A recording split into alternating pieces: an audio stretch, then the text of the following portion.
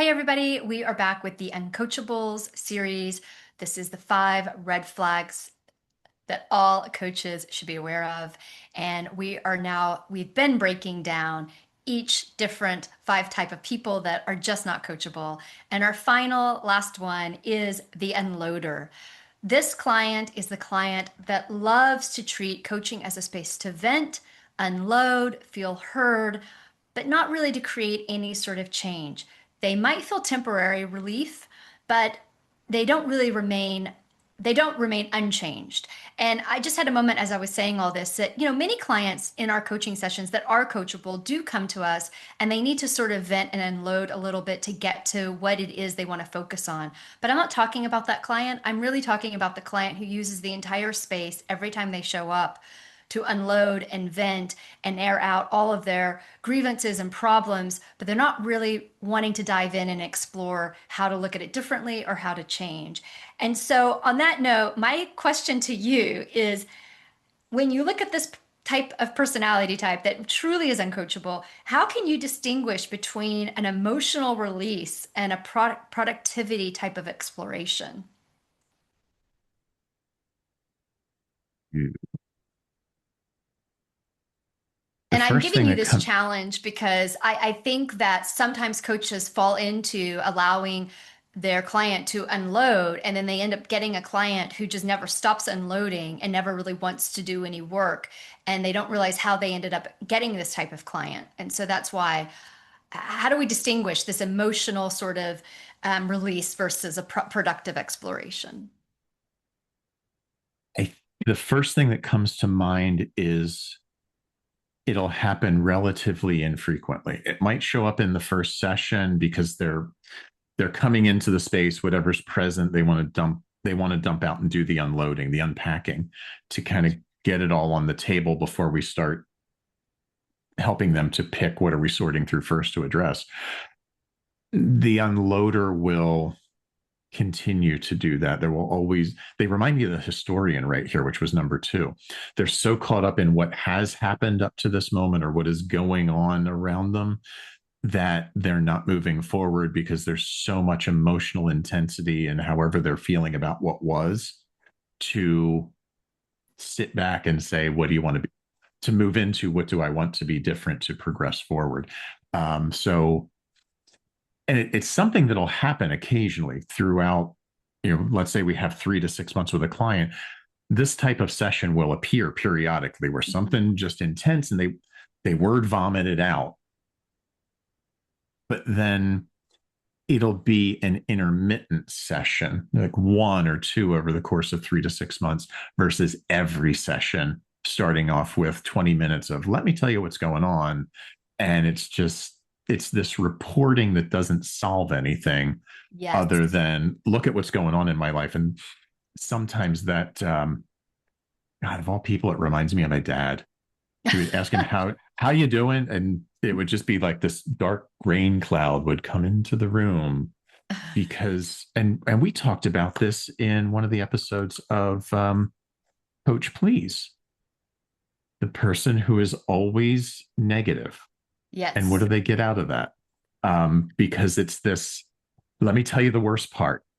Because Yeah. that commonality of negativity bias comes into the room, and they might think it's creating connection when we're actually just like, can I get out of this room right now? Yeah. And what's interesting is like when I think about the historian, I really think it's really tied to their past and they're really trying to deeply understand the patterns of who they are today from their past, but that's all they want to know. When I think about the unloader, it could be negative or good. They're coming in and they're Mhm. just telling you, it could be lots of good things, but they're just unloading all this information that just every time they come in, they spending 30 minutes unloading all this information and then they're kind of like, okay, I'm done. Like I don't have anything. Like they feel that it's almost like the unloader feels when they've gotten to the end of all the things they've wanted to tell you, good, bad, everything, that they've done the work, that's the end. And they feel relief, they get this immediate relief, and then they're just ready to move on. But that happens in therapy a lot. But I see the unloader showing up a lot in coaching sessions where that's what they think the coaching is, and that really isn't what coaching is. And so, how do you take a client who is an unloader and take them sort of from venting and expressing all this unloading information to focusing, if you even can? What could that might maybe look like? Once they're done with the over, I'll call it an overshare, I'm being judgmental on. Once they're done with the share, whether it's positive or negative, when they might feel like that's all there is to it, we could come in, okay, so with all of that, and thank you for sharing it, what do you want to do next? Now, how you feeling now that you've gotten that on the table? How are you feeling about that taking place? And we can engage them at a deeper level than just, okay, I'm here for my book report today. I've given you my book report. Grade me and I'll see you next week. That's not coaching, because it's not helping them progress to the future. It's just about, here's what I did, making my report, and they're done.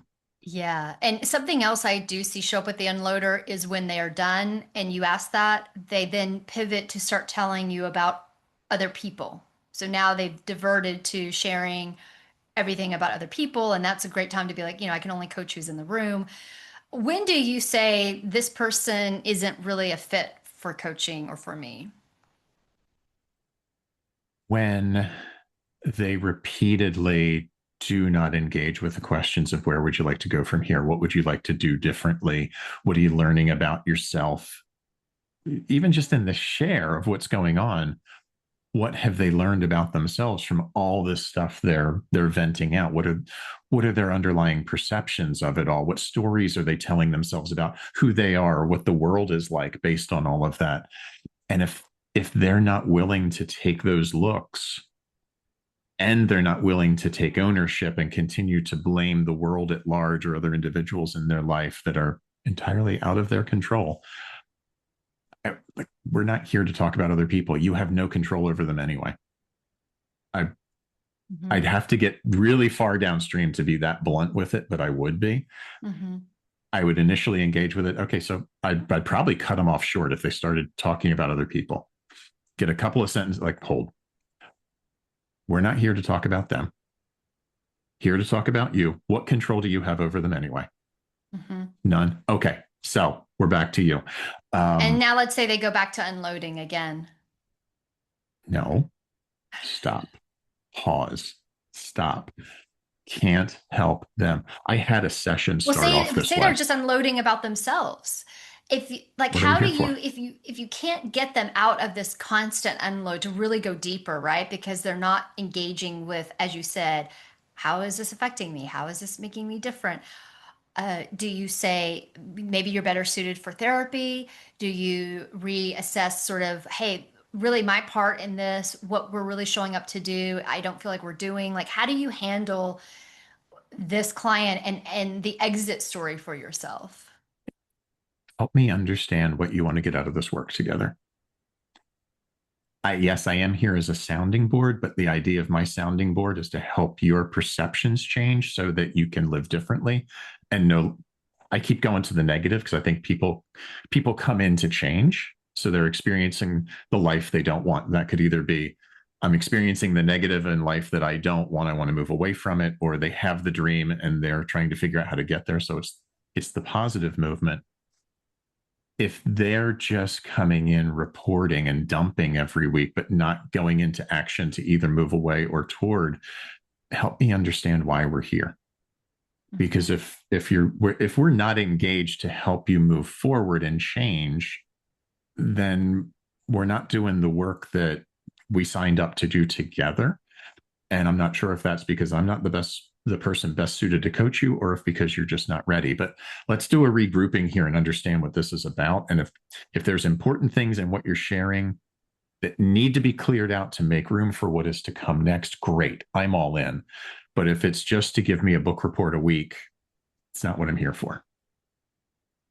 And so if they say, I'm going to be really hard here, I kind of want to do a book report. Do you say, obviously, I'm not the best fit for you.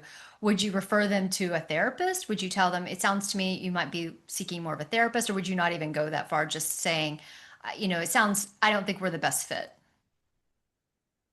Oh, I know the answer I want to give. I know the answer I want to give. And there's two actually. There's Okay. two. first one would be you could vent to ChatGPT. Let that be your transactional coach. If all you want to do is just vent the history, vent, there's $20 a month you can do with that. Or if I know a coach who is really good and they're maybe starting out, and they're looking for a new client, and they're wanting to get some experience, maybe they're willing to listen and learn from it. And I might refer them to another coach who I know has the skills to hold that space, and they need some extra experience. It might be good for them too. Maybe they both get something out of it. You and I are both here to support this industry, and if it's not a fit for me, it might be a fit for somebody else who is on their way. So I'm happy to throw that over and see if those two individuals are a good fit for each other. All right. Thank you, Dan. That ends our series of 5 personality types to be looking for that we believe aren't coachable. And this means they're not coachable because we've really gone through every exploration to see if this personality type could be. And we've also given them names because we want it to be easier to spot. There's nothing worse than, as a coach, not wasting, but spending lots of energy and time in things that really aren't the right fit for us. And if we can spot these things before we get involved in them, sometimes that makes it much easier for us. But we also wanted to make these videos because sometimes we are involved with red flags that we didn't see, and they stayed red flags, and we weren't able to turn it into a positive experience, and we aren't really sure necessarily how to get out of it. And a lot of times what we choose to do as a coach and how we show up and how we engage and who we engage with is really important, because sometimes personality types that show up with us can define our reputation and take away our energy or give our energy. So that was important for us to help you understand what we feel are the 5 uncoachable types. Yeah, and as we sit in these chairs, and as you watching this sit in the chair of a coach, the more clients that you take on that are not a good fit will be an incredible drain on your resources. You'll start to question if you're good enough for the work because they're not showing up to do the work. You'll question your efficacy, and that does not serve you, and it doesn't serve your next client. So, and we're all going to stumble through it. Part of the reason we're doing this series is to help you maybe stumble a little bit faster, to find your feet. It is part of the learning process to figure out who you are and who the most aligned client is for you. We can't shortcut that. We might give you some insights to find it a little bit faster, but you will, if you're in regular practice, you are going to see these types of things come up. Maybe we can help you navigate it, that maybe before you were ready to sit through 3 sessions like that, and now you're not.